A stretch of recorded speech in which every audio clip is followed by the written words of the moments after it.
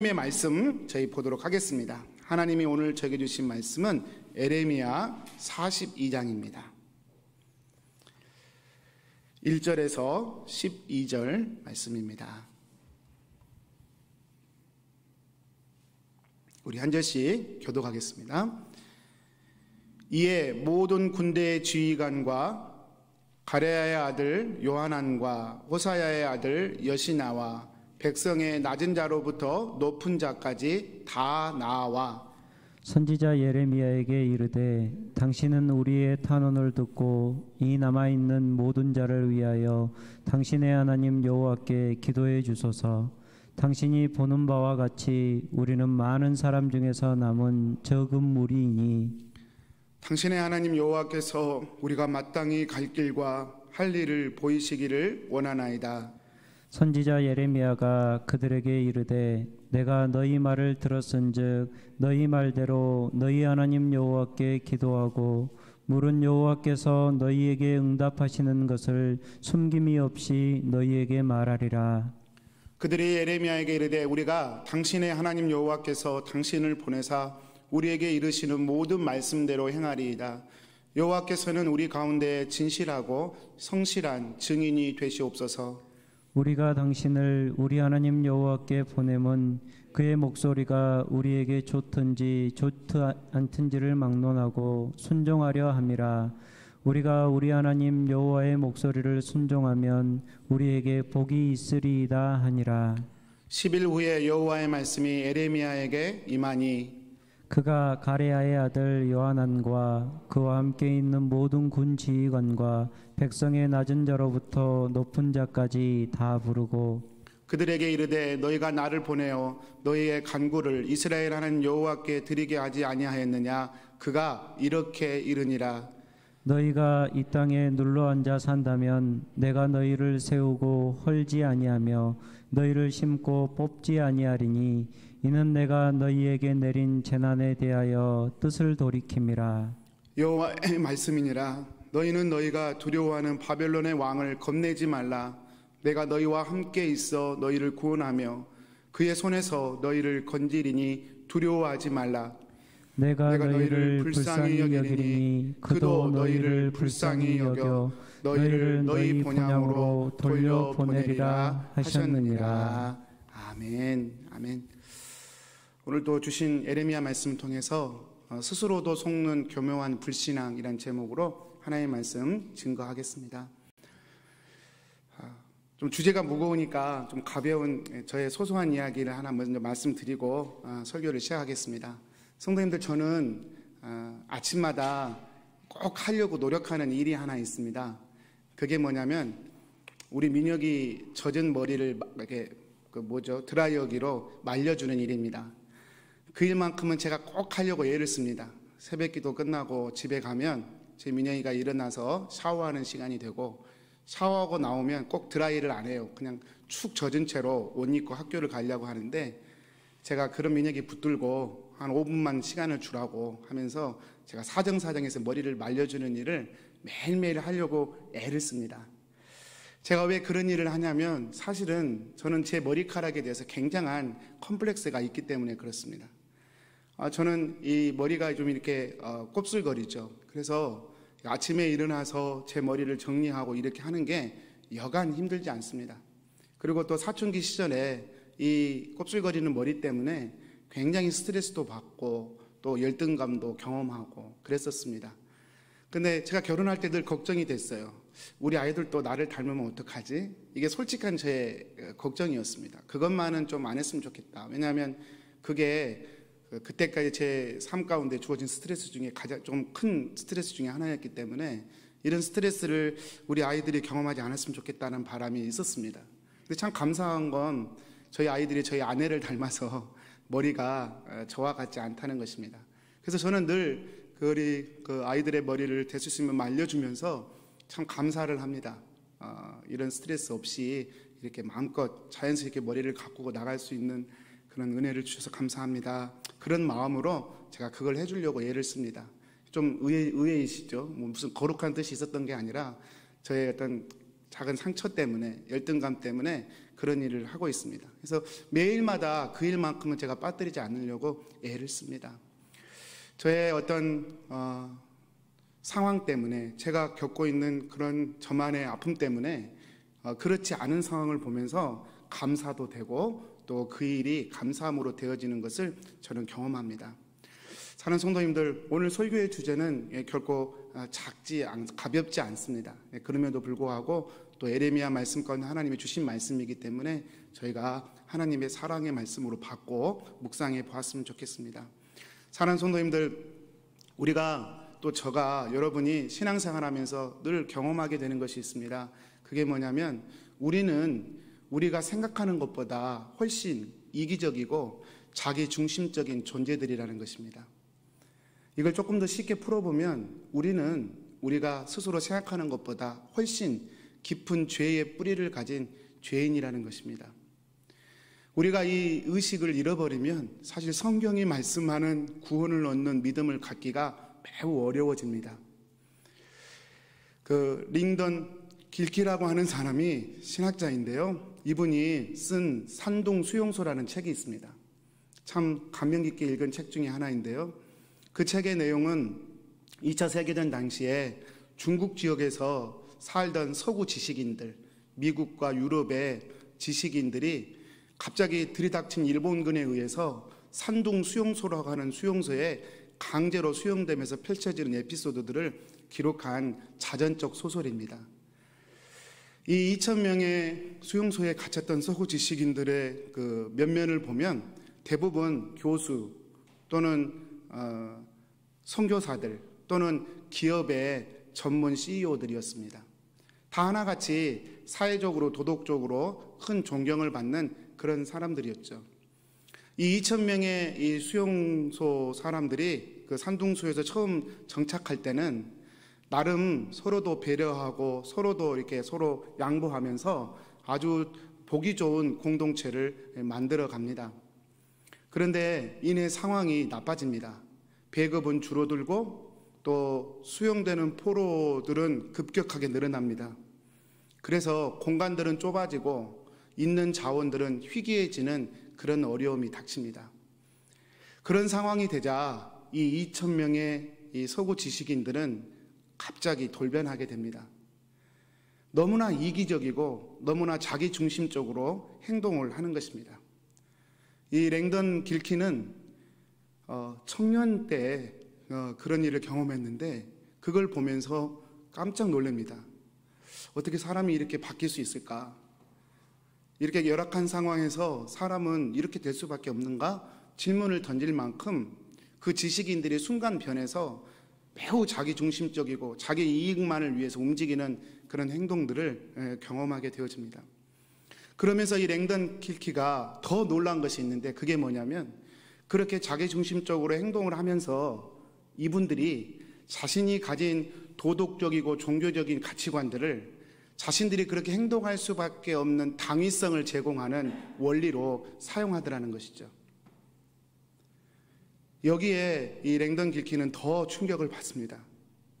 그러면서 이 랭던 길키는 2,000명의 수용소에서 젊은 나이로 리더의 역할을 감당했었는데요. 이 일들을 경험하면서 인간 존재 안에 선을 향한 의지보다 악을 향한 본질적 욕구가 얼마나 더 강한지를 이 수용소의 경험을 통하여 그는 경험하게 됩니다. 그 수용소의 구성원들이 만만치 않았습니다. 교수, 선교사, CEO들이었기 때문에 더 충격이 컸던 것이죠.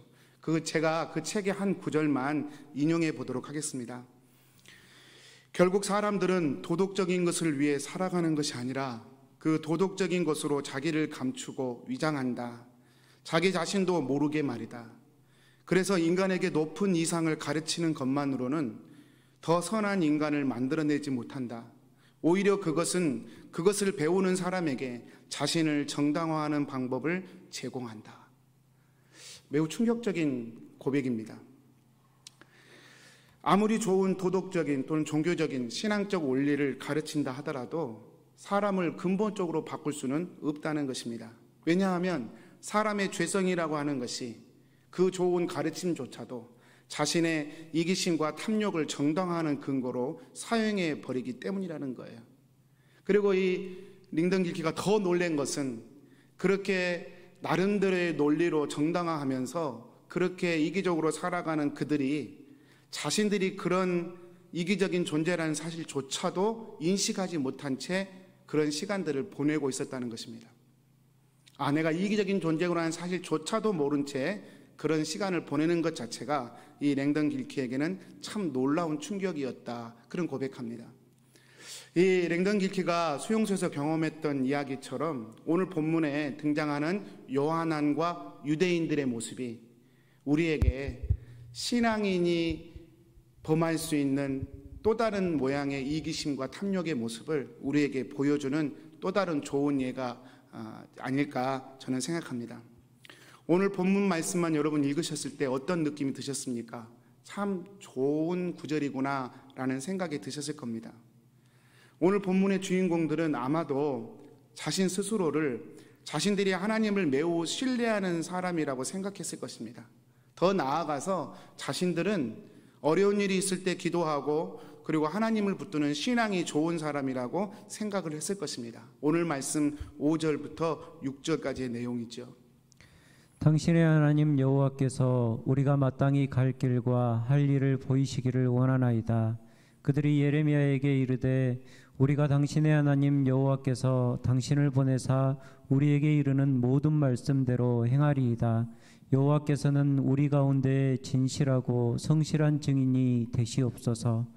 우리가 당신을 우리의 하나님 여호와께 보내면 그의 목소리가 우리에게 좋든지 좋지 않든지를 막론하고 순종하려 함이라. 우리가 우리 하나님 여호와의 목소리를 순종하면 우리에게 복이 있으리이다 하니라. 여러분 어떠세요? 절로 아멘이 되시죠? 얼마나 구구절절 아름다운 고백인지 모릅니다. 이들이 에레미야를 찾아와서 에레미야에게 요구한 것은 세 가지였습니다. 하나는 에레미야에게 자신들을 위해 기도해 달라는 것입니다. 두 번째는 자신들이 에레미야가 어떤 응답을 가지고 오든지 그 말씀을 순종할 것이고 그 일에 하나님께서 증인이 되어 달라는 것입니다. 그리고 세 번째는 그런 하나님의 뜻이 어떻든 좋든지 나쁘든 간에 순종하는 것이 자신들에게 복이라는 사실을 안다는 사실을 고백합니다. 이 세 가지 이 유대인들의 본문의 유대인들의 고백만 들어보면 정말 대단한 믿음의 사람들이구나 라고 하는 생각을 저희는 가질 수 있습니다. 그런데 성도님들, 사실 지금 에레미야 42장에 등장하는 요한안과 유대인들의 모습은 그들의 고백과는 달리 전혀 다른 실상의 상태에 놓여져 있었습니다. 에레미야가 하나님께 이런 요청을 받고 기도합니다. 그리고 열흘 동안 기도한 후에 하나님의 응답을 가지고 대신 전달해 주죠. 그걸 우리가 신탁이라고 합니다. 하나님의 신탁을 받아서 에레미야가 유대인들에게 들려준 응답은 크게 세 가지였습니다. 첫 번째로는 너희가 유다 땅을 떠나지 말고 애굽으로 피신하지 말고 유다 땅에 머물러라. 두 번째로는 바벨론을 두려워하지 말아라. 왜냐하면 하나님께서 지켜주실 것이니 바벨론을 두려워하지 말아라. 지금 상황이 바벨론이 임명한 총독을 이스라엘 백성들이 죽였지 않습니까? 어찌됐든 간에. 그래서 바벨론의 보복이 예상될 수밖에 없는 상황인데 하나님께서 에레미야를 통하여 바벨론을 두려워하지 말라는 것입니다. 하나님이 지켜줄 테니 유다 땅을 떠나지 말고 애굽으로 피신하지 말고 있으라는 얘기입니다. 이게 두 번째 하나님의 명령이었습니다. 그리고 세 번째는 만약에 너희가 이런 하나님의 명령에 순종한다면 그동안 지금까지 계속해서 불순종함으로 초래할 수밖에 없었던 그 심판과 재난을 하나님께서 돌이키겠다.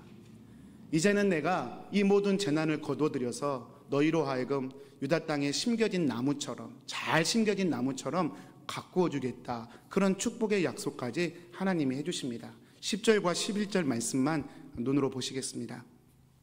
너희가 이 땅에 눌러 앉아 산다면 내가 너희를 세우고 헐지 아니하며 너희를 심고 뽑지 아니하리니 이는 내가 너희에게 내린 재난에 대하여 뜻을 돌이킴이라. 여호와의 말씀이니라. 너희는 너희가 두려워하는 바벨론의 왕을 겁내지 말라. 내가 너희와 함께 있어 너희를 구원하며 그의 손에서 너희를 건지리니 두려워하지 말라. 네, 이런 좋은 축복의 약속을 하셨을 뿐만 아니라요, 그 뒤에 말씀에 보면 하나님께서 만약에 그럼에도 불구하고 유다 백성들이 애굽으로 피신한다면 그 하나님의 불순종에 대한 하나님의 심판의 경고성 메시지가 또 그 뒤에 기록되어 있습니다. 오늘 우리가 읽지는 않았지만 본문을 좀 더 이해하기 위해서 한번 읽어보도록 하겠습니다. 15절 16절입니다. 너희 유다의 남은 자여 이제 여호와의 말씀을 들으라. 만군의 여호와 이스라엘의 하나님께서 이와 같이 말씀하시되 너희가 만일 애굽에 들어가서 거기에 살기로 고집하면 너희가 두려워하는 칼이 애굽 땅으로 따라가서 너희에게 미칠 것이요 너희가 두려워하는 기근이 애굽으로 급히 따라가서 너희에게 임하리니 너희가 거기에서 죽을 것이라. 하나님께서 두 종류의 신탁을 주셨어요. 애굽에 가지 말아라, 유다 땅에 머물러라. 그래서 주신 축복. 또 한편으로는 그럼에도 불구하고 애굽에 피신하게 되었을 때에 그들에게 닥칠 하나님의 심판에 대해서 경고하셨어요. 그게 15절 16절 말씀입니다. 칼과 기근이란 지금까지 이스라엘이 받았던 고난의 내용이죠. 이런 고난의 내용들이 계속해서 부어질 것이고, 아니 사실은 더 심해질 것을, 왜냐하면 계속적인 불순종의 역사니까 그렇게 심해질 것을 하나님이 경고하셨습니다. 이렇게 하나님께서 에레미야를 통하여 두 가지 종류의 응답을 주셨는데요, 이 하나님의 신탁을 받은 에레미야, 이스라엘이 이 에레미야의 응답을 받고 신탁을 받고 완전히 돌변해 버립니다. 아까 오늘 우리가 읽었던 본문에서는 정말 아름답고 정말 귀한 신앙의 고백들, 구절들은 다 들어있었죠. 그런데 이런 에레미야의 신탁의 응답을 받은 뒤에 그들의 태도는 완전히 바뀌어 버립니다. 제가 조금 더 본문을 확장해서 43장 2절과 3절까지 한번 읽어보도록 하겠습니다. 호사야의 아들 아사랴와 가레야의 아들 요하난과 모든 오만한 자가 예레미야에게 말하기를 내가 거짓을 말하는도다. 우리 하나님 여호와께서는 너희는 애굽에서 살려고 그리로 가지 말라고 너를 보내어 말하게 하지 아니하셨느니라. 이는 네리야의 아들 바룩이 너를 부추겨서 우리를 대적하여 갈대아 사람의 손에 넘겨 죽이며 바벨론으로 붙잡아 가게 하려 함이라. 하나님께서 이스라엘 백성들에게 애굽으로 피신하지 말아라 라고 응답을 주시니까 사실 주 내용은 그것이죠. 유다 땅을 지켜라. 애굽으로 떠나지 말고 피신하지 말고 애굽을 의지하지 말고 나를 믿고 유다 땅에 머물러라. 그것이 하나님의 신탁의 본질입니다. 내용이죠. 에레미야가 그런 신탁을 이스라엘 백성들에게 들려줬을 때에 이 요하난과 이 유다 백성들은 그런 예언을 받자마자 태도가 돌변합니다. 그리고 말하기를, 에레미야에게 따져 묻기를, 하나님께서 그런 예언을 하실 리가 없다는 것입니다. 하나님께서 그런 말씀을 하실 리가 없다는 거예요. 그러면서 하는 얘기가, 에레미야 너가 바룩에게 속아서 우리로 하여금 바벨론의 포로로 끌려가게 해서 비참하게 죽게 하려고 이런 거짓 예언을 하는구나 하면서 에레미야를 공격하는 그런 사람들이 되어버립니다. 여러분, 유명한 말이 있어요. 메시지를 대항할 수 없을 때는 메신저를 공격하라. 메시지가 싫으면 그 메시지를 전하는 메신저를 공격하면, 그 메신저가 무너지면 그 메신저가 전하는 메시지조차도 무력화되기 때문에 아주 효과적인 방법이죠. 토론의 대가였던 쇼펜하우가 토론의 방식으로 전수했던 유명한 말입니다. 성경에 보면 유대인들이 사도 바울을 공격합니다. 사도 바울의 사도성을 시비 걸고 자꾸 그를 무너뜨리려고 합니다. 그것은 사도 바울 한 사람이 목적이 아니었습니다. 사도 바울이 전한 복음이 싫었기 때문이죠. 이렇게 메시지가 싫어서 메신저를 공격하는 양태가 지금 유대인들에게 일어납니다. 그들이 감히 하나님의 말씀을 가지고 가타부타 말할 수 없으니까 그 말씀을 전하는 에레미야를 두고 시비를 거는 것입니다. 네가 하나님의 진짜 응답을 받아서가 아니라 하나님이 그렇게 말씀할 리가 없는데 네가 그런 말씀 전하는 것은 네가 개인적인 욕망과 어리석음 때문에 거짓 예언을 하는 것이다 라고 에레미야를 무력화해버리려고 하는 것이죠. 에레미야를 무력화하는 것은 결국 하나님의 메시지를 거부해버리는 것이라 할 수 있습니다. 여러분, 제가 이런 얘기까지 해드리니까 지금 얼마나 놀라운 변화가 일어난 것입니까?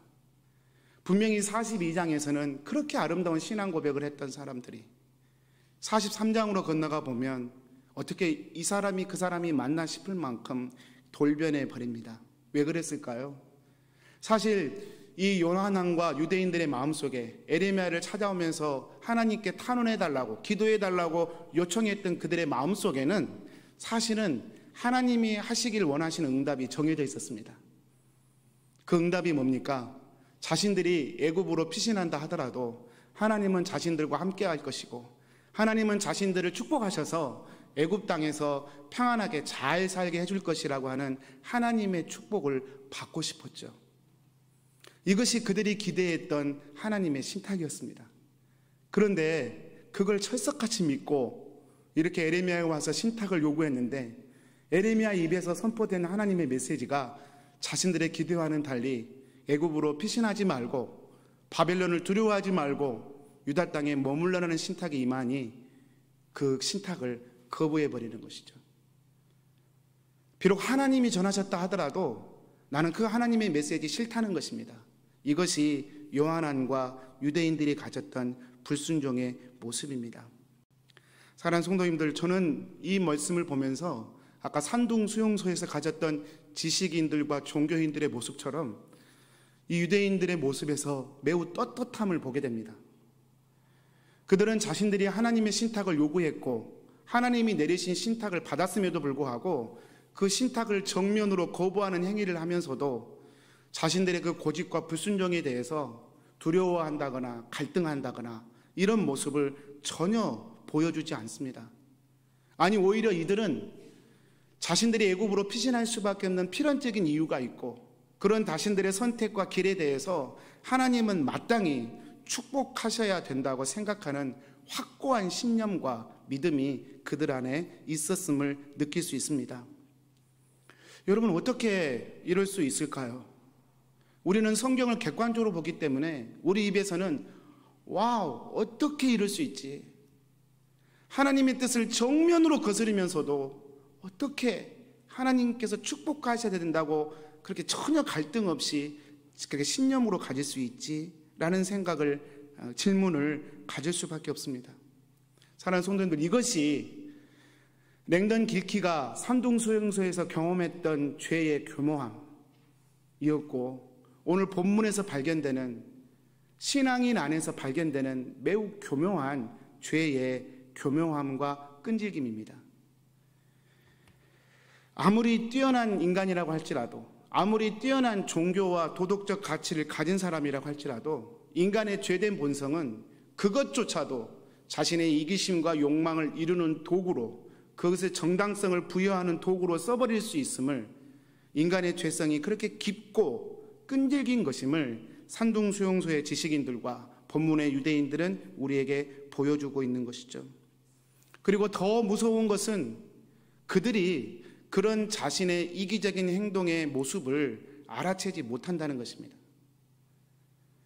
더 무서운 것은 그들이 자신들의 그런 죄된 모습을 전혀 인식하지 못한 채 살아간다는 것입니다. 그만큼 우리 속에 감춰진 이 죄의 교묘한 본질은 교묘하고 끈질기다는 것이죠. 파괴적이라는 것이죠. 탕부 하나님이라는 책을 쓴 팀 켈리라고 하는 목사가 있습니다. 이 목사는 누가복음 15장에서 한없는 사랑을 가진 아버지와 그 아버지를 배신하는 두 아들의 이야기를 통해서 이런 죄의 본질이 무엇인가에 대한 탁월한 해석을 설명하고 있습니다. 혹시 오프라인에 우리 예배 드리신 분 중에 이 책이 필요하시면 제게 한 권 여분이 있으니까 이따 제게 오셔서 받아가시면 좋겠습니다. 이 책을 읽어보시면 정말로 좋으실 것 같아요. 강추합니다. 이 책의 몇 구절만 제가 인용해 보겠습니다. 팀 켈리는 그의 책에서 인간이 하나님께 반항해 그분과 멀어지는 길은 두 가지이다. 하나는 그분의 규칙을 어기는 것이고 또 하나는 모든 규율을 열심히 지키는 것이다. 참 역설적이죠. 그러니까 하나님을 떠나가는 길에 어쩌면 신앙생활을 전혀 하지 않는 길을 한 가지고, 두 번째는 신앙생활을 열심히 함으로 하나님을 떠날 수도 있다는 얘기입니다. 예수님은 도덕적 비행을 사실상 하나도 범하지 않은 사람도 가장 방탕하고 부도덕한 사람 못지않게 영적으로 철저히 잃어버려진 상태일 수 있음을 보여주신다. 왜냐하면 죄란 단순히 규범을 어기는 게 아니라 구주요 주님이요 재판장이신 하나님의 자리에 자신이 올라서는 것이기 때문이다.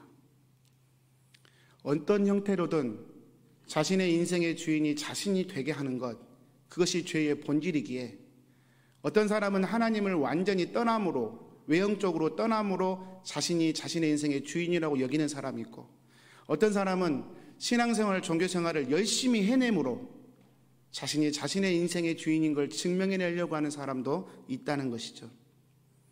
이 탕부 하나님의 책에서 나온 누가복음 15장이 나온 이야기 중에 첫째 아들이 그 좋은 예입니다. 이 첫째 아들은 아버지를 평생 동안 단 한 번도 아버지의 요구를 거절해 본 적이 없었습니다. 그리고 그는 단 한 번도 아버지에게 손해를 입히거나 아버지의 명예를 더럽힌 적이 없었습니다. 이 첫째 탕자는 우리 인간 군상들의 최고의 모범이라고 할 수 있습니다. 우리 여기 있는 분들 중에 이 첫째만큼 완벽한 사람은 솔직히 없다고 말하는 게 솔직한 표현일 겁니다. 저를 포함해서. 이 첫째 아들은 단 한 번도 아버지의 명을 거스리거나 아버지의 명예를 더럽힌 적이 없습니다. 아버지의 재산을 손상시킨 적도 없습니다. 그런데 아이러니하게도 이 첫째가 아버지께 화를 내고 아버지가 틀린 분이라고 공격하면서 아버지가 베푼 자리를 거절하고 끝끝내는 아버지가 베푼 그 잔치를 거절한 채 대문 밖에 서서 씩씩거리면서 아버지와 자신을 분리시키는 이야기로 이 이야기는 끝이 나고 맙니다. 그리고 그가 그렇게 했던 이유가 놀랍게도 다른 것이 아니라 아버지께 했던 수많은 희생과 열심 때문이었음을 이 성경은 증언합니다.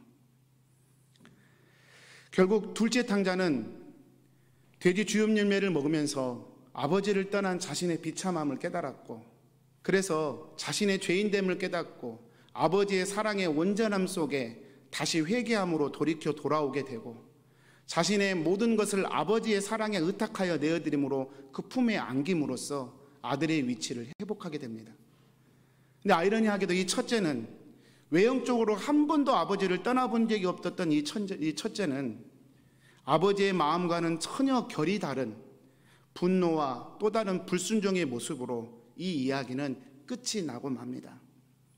사실 이 이야기는 예수님께서 바리새인들과 서기관들에게 주신 이야기이죠. 스스로를 의롭다고 여기고 스스로의 신앙적 행위를 의의 조건으로 삼아서 다른 사람을 쉽게 정죄하고 비판하면서 스스로의 죄는 보지 못하는 영적 소경인 바리새인들과 서기관들에게 하시는 말씀이었습니다. 그러나 아이러니하게도 그 얘기를 듣는 바리새인과 서기관들은 그 얘기가 자신들에게 한 이야기는 알았지만 자신이 그런 죄인인 것은 여전히 인정하지 않는 것으로 이 이야기는 결말되어지죠. 산동수용소, 그리고 본문의 유대인, 그리고 누가복음에 나온 첫째 아들 탕자와 바리새인과 서기관들의 공통점은 자신들이 그토록 하나님 아버지를 거절한 완전한 불순종의 자리에 있으면서도 자신이 불순종의 자리에 서 있다는 그런 상태를 인지하지 못한 채 그 상태를 유지한다는 것입니다. 그리고 그렇게 그들을 그런 자리로 인도했던 이 세 가지 부류의 공통점은 바로 스스로의 종교의식이나 행위를 통해 스스로를 의롭게 여기는 자의식의 상태였습니다. 나는 다른 사람보다 나아. 나는 다른 사람보다 괜찮은 사람이야. 이렇게 스스로를 의롭게 여기는 그 상태가 사실은 하나님의 복음을 정면으로 거스리는 죄된 자리였음을 모른다는 것이죠. 사랑하는 성도님들, 신앙은 늘 역설적인 것 같습니다. 신앙은 늘 역설적입니다. 자신이 죄인인 줄 아는 사람이 나의 죄를 위해 죽으신 예수님을 구주로 만나게 됩니다. 그리고 예수님을 구주로 그렇게 만난 사람은 계속해서 자신이 얼마나 큰 죄인인가를 깨달아가게 됩니다. 그리고 깨달아가면 갈수록 더욱 나를 위해 죽으신 그 주님이 나의 주인이고 내 삶 가운데 나의 왕이 되는데 믿음으로 의지하게 되고 그 관계를 소중하게 품게 되는 것입니다. 로마서 3장 20절 21절에서 사도 바울은 이런 죄에 대한 깨달음과 의롭게 됨에 대해서 그 상관성에 대해서 이렇게 설명을 합니다. 한번 읽어주십시오. 그러므로 율법의 행위로 그의 앞에 의롭다 하심을 얻을 육체가 없나니 율법으로는 죄를 깨달음이니라. 이제는 율법 외에 하나님의 한 의가 나타났으니 율법과 선지자들에게 증거를 받은 것이라. 제가 로마서를 보면서 크게 오해하는 것 중에 하나가 율법 무용론입니다. 율법은 필요 없다는 이야기예요. 그렇지 않습니다. 사도 바울은 율법이 반드시 필요하다고 얘기합니다. 왜냐하면 죄를 깨닫기 위해서. 죄를 깨닫지 못하면 하나님이 제시해 주신 하나님의 의인 예수 그리스도의 의를 진실하게 볼 수 없기 때문에 하나님은 우리에게 율법을 주셨던 것이고, 그 율법을 진심으로 대하면 내가 죄인이라는 사실을 깨달을 수밖에 없다. 이것이 사도 바울의 복음의 논지입니다. 율법이 필요 없는 게 아닙니다. 저는 이 말씀을 준비하면서 이 율법이란 단어에 우리의 모든 신앙의 외적 신앙생활을 대입시켜보면 좋겠다라는 생각을 해보았습니다. 이런 것입니다. 주일 예배, 수요 예배, 그리고 새벽 매일 큐티, 정기적으로 시간을 정해서 기도하고 말씀을 보는 것, 이런 모든 신앙의 행위들을 율법이란 단어에 투영시켜 볼 수 있겠다 생각해 보았습니다. 여러분, 우리에게 그런 신앙생활은 반드시 필요합니다. 은혜로 구원받았으니 나는 편할 때 예배드리고 불편하면 예배 언제든지 나는 다음에 미룰 수 있고, 말씀 안 봐도 나는 괜찮고 어차피 은혜로 구원받으니, 나는 죄인이라는 생각 나는 한 번도 안 해도 예수님은 나를 의롭게 하셨다고 기뻐하신다면 그것은 복음의 원리를 크게 벗어난 것이라 할 수 있습니다. 우리는 주일 예배, 수요 예배, 또 새벽 큐티, 말씀과 기도 소중하게 생각해야 합니다. 왜냐하면 그런 것들이 우리에게 하나님의 복음을 깨닫게 하는 도구가 되기 때문에 그렇습니다. 그런데 어디까지나 도구라는 것이죠. 율법이 존재하는 이유가 죄를 깨닫고 의를 받아들이게 하게 한 도구로 쓰여지는 것처럼 우리가 행하는 모든 신앙의 행위들이 헌금을 하고 교회를 위해 봉사하고 누군가를 섬기고 직분을 감당하는 이 모든 것들이 우리를 의롭게 하기 위한 것이 아니라 어쩌면 우리가 얼마나 큰 죄인인가를 깨닫게 하는 복음의 도구로 쓰여진다는 것입니다. 그리고 그 죄를 깨달으면 깨달을수록 나는 하나님의 은혜로 사는 자인 것을 깨닫는 평안이 연쇄 반응으로 일어난다는 것이죠. 이것이 바로 우리가 주일 예배와 수요 예배와 새벽 큐티 말씀과 정기적으로 말씀과 기도를 해야 할 절대적인 이유이고 하나님의 명령일 것입니다.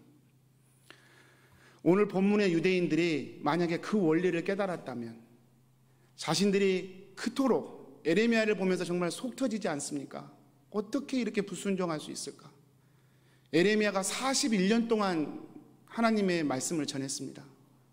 41년 동안. 그런데 반응하지 않습니다. 지금은 예루살렘 성이 다 멸망해버렸고 이젠 정말 남은 물이 정말로 깨지고 깨진 그 물인데 그 물이조차도 하나님의 명령을 순종하기를 거절합니다. 왜 그랬을까요? 자신들의 율법, 자신들의 종교적 의식과 절차를 통하여 이미 의롭다고 여겼기 때문에 그렇습니다. 만약에 그들이 이 복음의 원리를 이해했더라면 그들은 하나님의 뜻을 분명히 분별해낼 수 있었을 것이고 그 뜻에 기쁨으로 순종할 수 있었을 것입니다. 만약에 그랬다면 그것이 그들의 인생에도 그들의 가정에도 큰 축복이 되었을 것입니다. 하나님께서 하나님의 약속대로 유다 땅에 머물렀더라면 그들을 견고하게 심으셨을 것이고 그들을 이스라엘 재건의 씨앗으로 그들을 하나님이 사용하시는 축복이 있었을 것입니다. 말씀을 정리합니다. C.S. 루이스라는 사람이 이런 신앙의 원리에 대해서 이렇게 말한 적이 있습니다. 우리 신앙인들이 천국을 향하면 세상을 덤으로 얻게 될 것이다. 그러나 세상을 향하면 우리는 천국도 세상도 둘 다 잃게 될 것이다.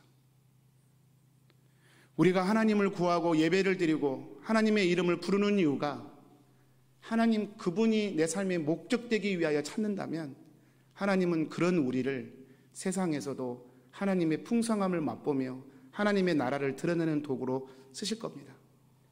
그러나 우리의 신앙이 내 문제, 내 이기적인 욕심, 그것을 해결하는 방편으로만 철저히 모든 신앙의 논리를 사용한다면 우리는 천국도 잃어버리고 세상도 잃어버리는 비참한 자리에 놓여질 거라는 거죠. 사랑하는 성도님들, 말씀을 마치겠습니다. 저와 여러분 안에 이 교묘한 죄의 습성이 있습니다.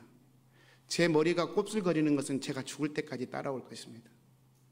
저는 아침마다, 주일 아침마다 올 때마다 드라이기로 머리를 말리고 또 이 고데기라 그러죠. 그걸로 머리를 일일이 다 펴야 합니다. 저의 자연스러운 모습을 보신 분들은 아마 많이 놀라기도 했을 거예요. 와, 머리가 저렇구나. 저는 그래서 죽을 때까지 제 머리를 해야 합니다. 공적인 자리에 서려면. 저는 죄의 뿌리가 그와 같다고 믿습니다. 우리가 20년, 30년 사역을 하고 목사로 사역하고 또 어떤 사역자로 사역했다 할지라도 내 스스로를 주인 삼고 내 스스로를 의롭게 하는 이 죄의 교묘한 힘은 사라지지 않습니다. 늘 이 죄의 습성과 싸우면서 날마다 주님이 내 인생의 주인 되기를 추구하지 않는다면 우리는 이 본문의 유대인처럼 천국도 잃고 세상도 잃는 비참한 자리에 놓여질 수밖에 없는 것이죠. 사랑하는 성도님들, 축복합니다. 이 한 주간도 우리 주님의 의만을 구하시며 나갔으면 좋겠어요. 실패하고 넘어지면 그것이 내 죄의 결과인 것을 잘 깨달았으면 좋겠습니다. 그리고 그 주님을 사랑하고 의지함으로 일주일간도 내가 아닌 주님 때문에 복되고 행복한 우리 성도님들 되시기를 축복합니다. 우리 기도하겠습니다. 사랑하는 하나님, 에레미야에 나온 요한안과 유대인들의 모습을 보면서 다시 한번 타산지석으로 삼습니다. 주님, 늘 유혹에 직면합니다. 내가 무엇을 했기 때문에 의롭다고 하는, 그래도 다른 사람보다 나은 것이 아니냐고 하는 내 스스로의 위안과 내 스스로의 의로움이 늘 독버섯처럼 제 안에 자리 잡고 있음을 말씀을 통해 주님 깨닫게 하시니 감사합니다. 사랑하는 주님, 날마다 돌이켜 회개하게 하여 주옵소서. 나의 죄를 주님 앞에 고백하고 주님의 의가 없이는 살 수 없는 자로 저희를 이끌어 주셔서 주님의 의로 인하여 내 삶이 변하고 주님의 의로 인하여 내 가정과 이 땅이 변화되는 하나님의 역사를 경험하도록 저희들을 축복하여 주옵소서. 예수님의 이름으로 기도합니다. 아멘. 우리 마지막 송 2절까지 앉아서 하시고요. 3절은